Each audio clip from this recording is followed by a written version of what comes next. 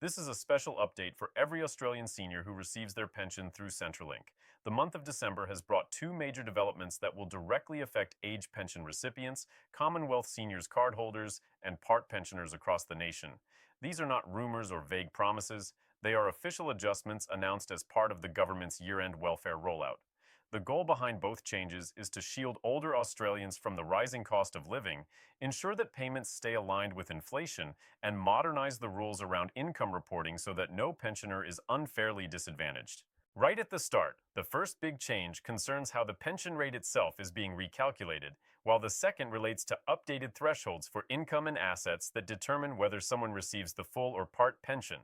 Together, these changes form one of the most significant end-of-year updates that Centrelink has introduced in recent years, affecting hundreds of thousands of households heading into 2026. As December begins, Centrelink offices across the country have already started processing these new figures. For many older Australians, this means that their next fortnightly payment may look slightly different. Some will notice a modest increase in their pension deposit, while others will experience a recalibration of how their earnings outside the pension are assessed. It's a technical adjustment on paper, but in real life it can mean several extra dollars in each payment cycle. Money that matters deeply when rent, food, and electricity bills continue to climb. The timing of this announcement was deliberate.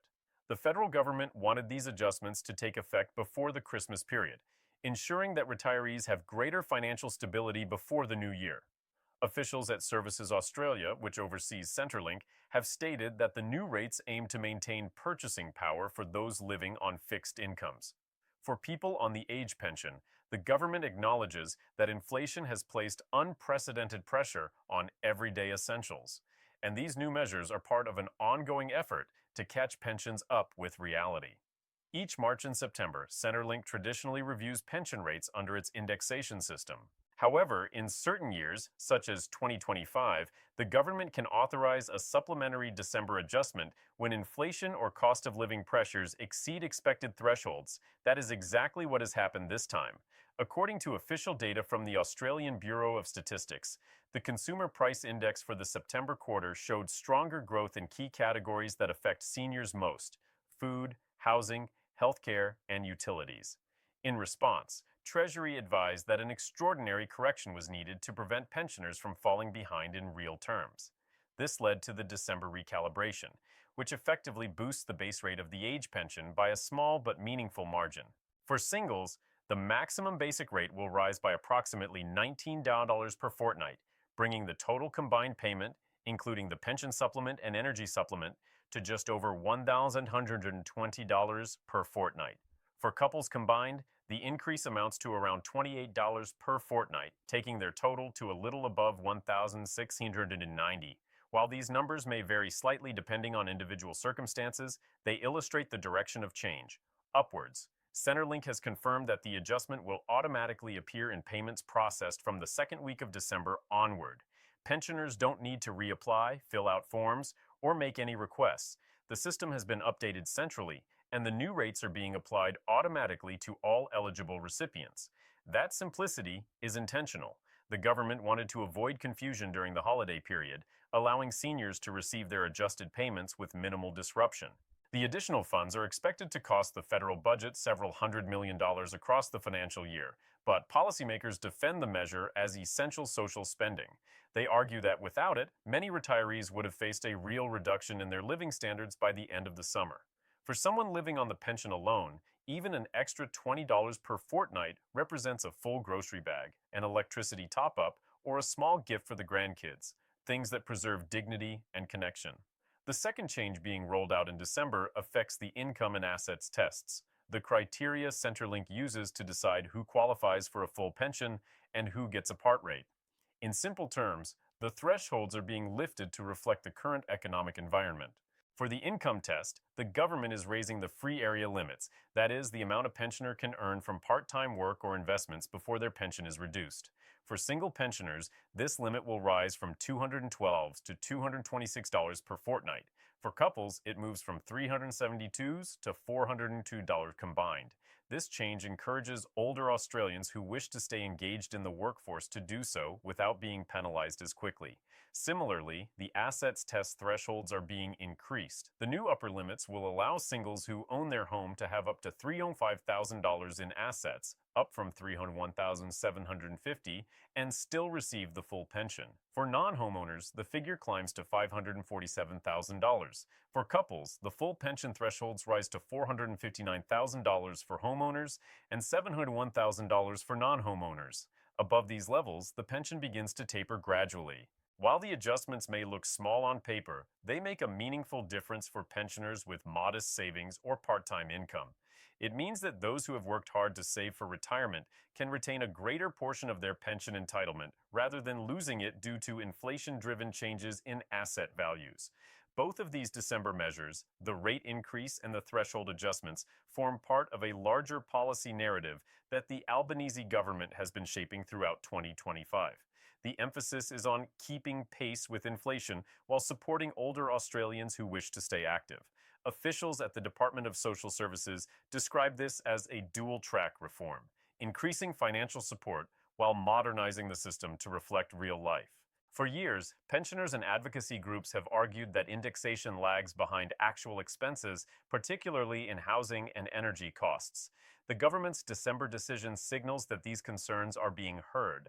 It is not a one-off Christmas bonus or stimulus payment. It is a structural correction to the base pension architecture that will carry forward into 2026 and beyond. Financial counselors have welcomed the move, but caution that clarity and communication are essential. Many older Australians rely on word of mouth or local community centers to learn about these changes, so Centrelink has been urged to make its messaging clear and accessible. As of early December, updated information letters are being mailed to affected recipients, explaining how their new payment rate was calculated. Because the Centrelink payment calendar overlaps with the public holiday season, timing matters. For most age pension recipients, the adjusted payment will appear automatically in the account linked to their myGov profile between the 10th and 24th of December, depending on the regular schedule. Those whose payment dates coincide with Christmas Day or Boxing Day will receive their funds earlier to prevent delays caused by bank closures. Services Australia has also confirmed that call center hours will be extended during the first 2 weeks of the rollout to handle inquiries. Pensioners who notice a small change, either an increase or adjustment, are advised simply to check their online statement or printed letter, which outlines the recalculated amounts. One key element behind the scenes is the coordination between the Department of Finance, Treasury, and Centrelink's internal systems. The December update required a mid-cycle software change in the payment platform, something that doesn't happen every year. Engineers and policy teams work together for months to ensure a smooth transition so that recipients experience no delays or duplicate transactions. The Australian economy has been under intense cost of living strain for much of 2025. Rents have surged, energy prices remain volatile, and grocery inflation has affected households across all income levels. For seniors living on a fixed pension, these pressures have been particularly severe. Many older Australians spend more than 30% of their income on essentials like utilities and medical expenses, far above the benchmark for financial stress. Recognizing this, the federal government has paired the December pension changes with ongoing cost of living relief measures, such as the Energy Bill Relief Fund and rent assistance indexation. But among all these programs, the age pension remains the bedrock of income security for nearly 5 million Australians. Adjusting it at the end of the year sends a strong message that seniors are not forgotten. Economic analysts predict that these combined changes, the base rate uplift and the threshold expansions, will inject roughly $2 billion into the household economy over 12 months. Most of that money will flow directly into local communities, as retirees tend to spend their income on domestic goods and services. That's why these updates are not only a welfare measure, but also a subtle economic stimulus targeted at the demographic most likely to spend every extra dollar. Every major pension change carries a political story behind it. For the Albanese government, December's rollout is an opportunity to demonstrate its responsiveness to everyday Australians amid broader debates about budget priorities. Earlier in the year, opposition leaders criticized the government for being slow to address pension adequacy, especially after the September indexation was deemed insufficient by advocacy groups. By advancing a special December recalculation, the government aims to show that it can act flexibly when circumstances change.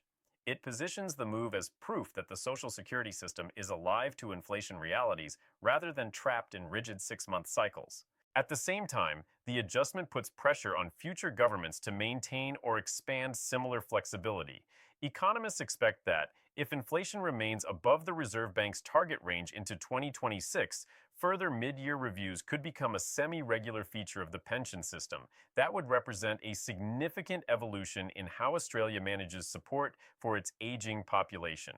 Behind every statistic and policy line, there are real stories. A retired nurse in regional Victoria, who relies entirely on her age pension, will now see a slightly larger deposit before Christmas, allowing her to cover rising pharmacy costs. A couple in suburban Perth who keep modest savings for emergencies will find that their pension reduction slows, giving them a little more breathing space. These may not be dramatic transformations, but they speak to fairness and respect, values that underpin the entire welfare system.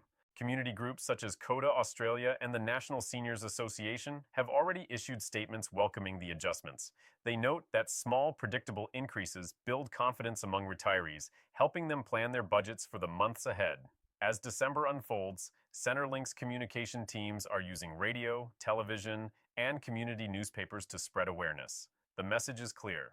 The pension system is evolving, and December marks a concrete step forward.